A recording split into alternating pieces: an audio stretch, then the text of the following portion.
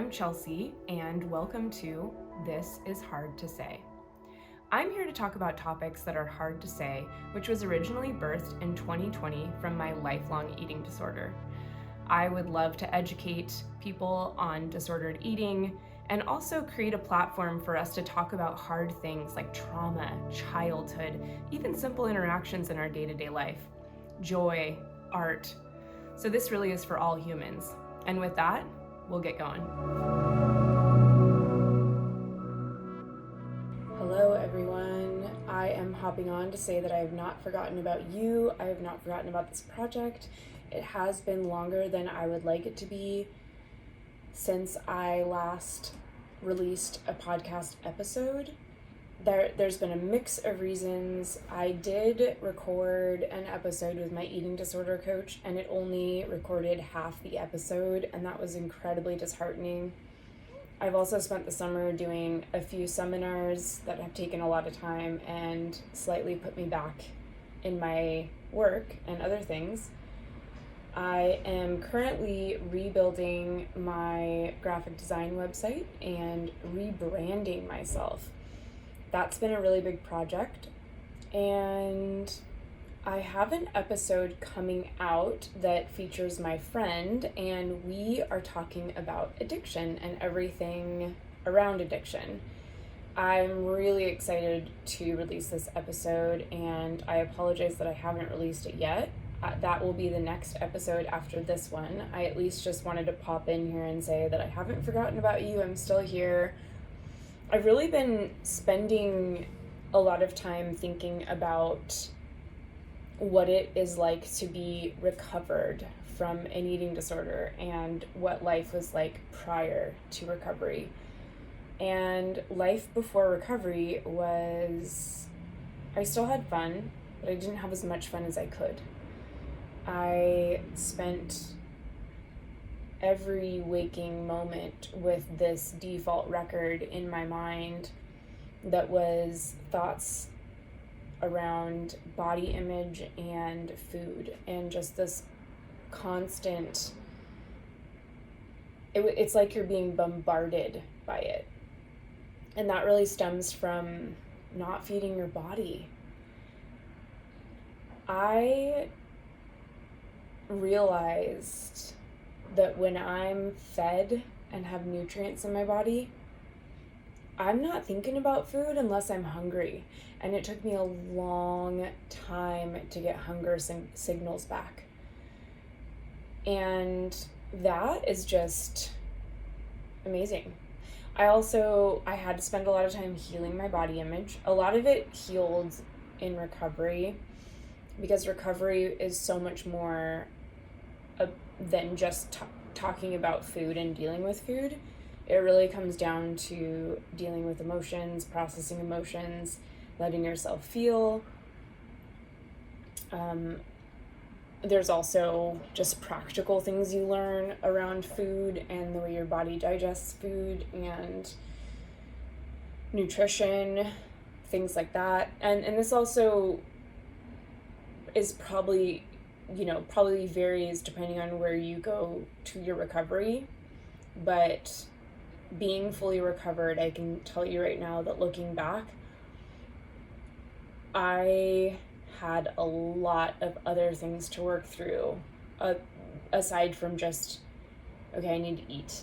And it's so refreshing to be on the other side and think, oh wow, like I love that my body gets me from A to B. I love that I understand that when a symptom arises, it's trying to communicate to me.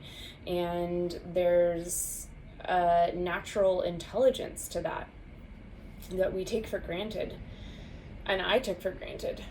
I don't trip out over the little bit of weight that is, on my stomach or on my thighs. Like now it's just a part of me, and it's not something I let consume my whole day.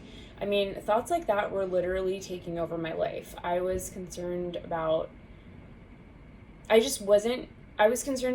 of that stuff to such a high degree, and I wasn't fully expressing myself or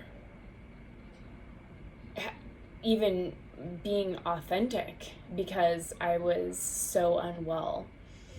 So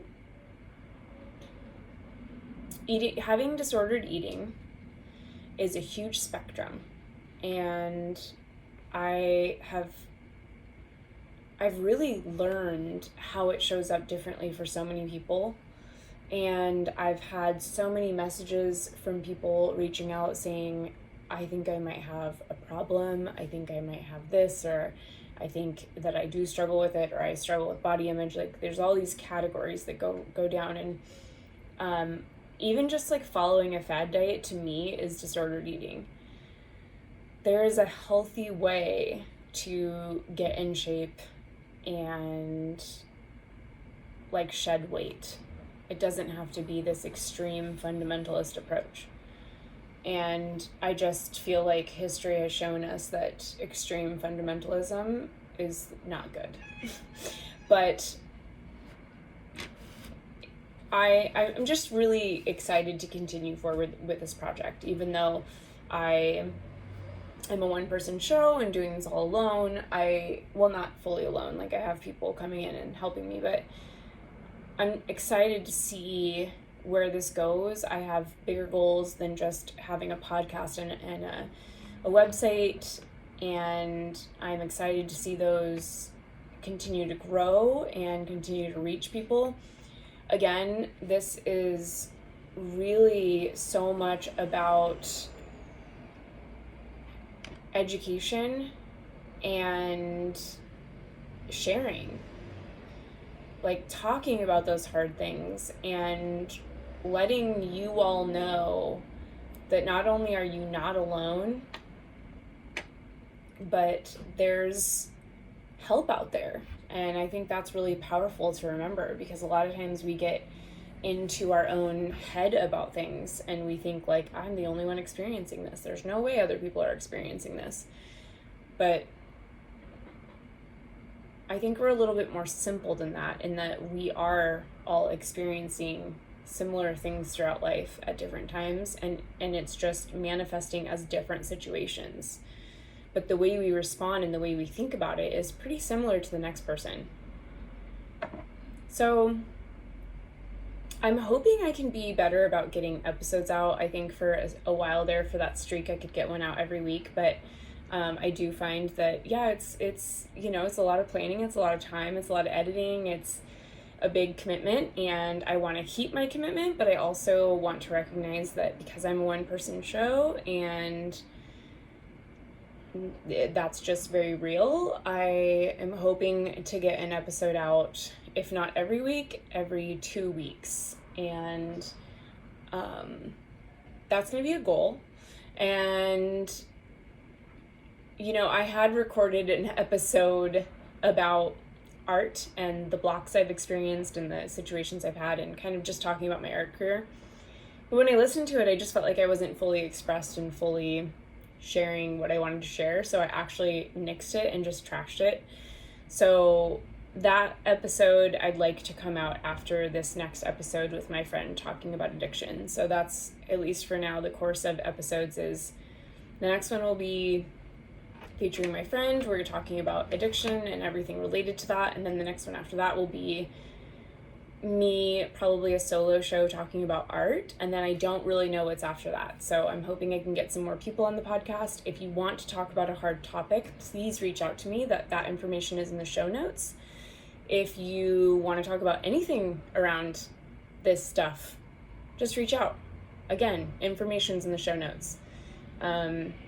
I've had a lot of people reach out about this, and I'd like us to all feel good in our bodies and eat food and not trip out over it. That's really the goal. That is really at the heart of it. That's the goal. So this is a quick, short episode. I appreciate you for being here, and thank you for sticking through it with me. And I hope you all are doing well this summer.